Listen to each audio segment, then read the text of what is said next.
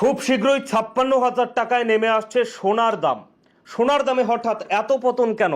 বিশেষজ্ঞরা বলছে এমনটাই। বর্তমানে গোটা ভারতবর্ষে সোনার দামের ভরি প্রায় ১,০০,০০০ টাকার উপর, কিন্তু আগামী মাস কয়েকের মধ্যে সোনার দামের মধ্যে রেকর্ড সংখ্যক পতন হতে পারে বলে গবেষকদের দাবি।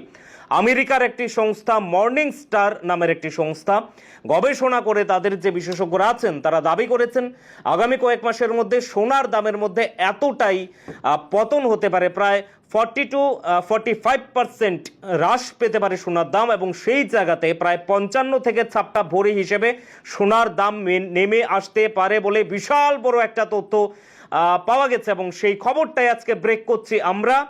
আর সোনার দাম ঠিক কী কারণে এত সংখ্যক হঠাৎ সোনার যে বর্তমান বাজার মূল্য, সেই বাজার মূল্য যেখানে ১,০০,০০০ টাকার উপরে, সেই ১,০০,০০০ থেকে সোজা নেমে ৫৫ থেকে ৫৬,০০০ টাকায় কেন নেমে আসবে, তার বিস্তারিত তথ্য আজকে প্রমাণ সমেত গবেষকদের কি তথ্যের যে পরিপ্রেক্ষিতে তৈরি করা যে রিপোর্ট রয়েছে, সেই রিপোর্টগুলো রয়েছে, তারপরে প্রেক্ষিতে দেখুন বিশেষ একটি প্রতিবেদন ঠিক কী কারণে প্রায় 40% হ্রাস পেতে চলছে, ৫৫ থেকে ৫৬,০০০ টাকা নেমে আসতে চলছে সোনার দাম ভারতবর্ষে। ৫৬,০০০ টাকায় নেমে আসতে পারে সোনার দাম। আসন্ন সময়ে সোনার দামে বিপুল সংখ্যক নিম্নমুখীতে আসার প্রবল সম্ভাবনা দেখা গেল, এমন তথ্যই উঠে এসেছে এক গবেষণায়।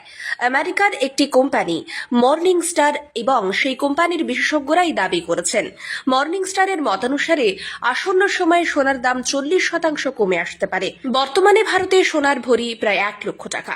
সেখানে গবেষকরা গবেষণা করে দাবি করেছেন সোনার দাম প্রায় ৫৬,০০০ টাকায় নেমে আসার কথা। তবে সোনার দাম কেন কমে যাবে? সোনার দাম কমে যাওয়ার পেছনে কোন রহস্য?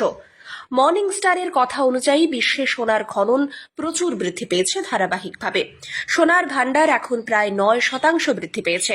সোনার যোগান বৃদ্ধি পাচ্ছে অনবরত, কিন্তু অতিরিক্ত দামের কারণে চাহিদা হ্রাস পাচ্ছে। তাছাড়াও গোটা বিশ্বে এখন মন্দার মতন প্রভাব বিস্তার হচ্ছে এবং বিভিন্ন রাষ্ট্রীয় শক্তিরা একে অপরের বিরুদ্ধে যুদ্ধে লেগে আছে, যার কারণকেও অন্যতম কারণ হিসেবে দেখিয়েছেন আমেরিকার মর্নিং স্টার কোম্পানি।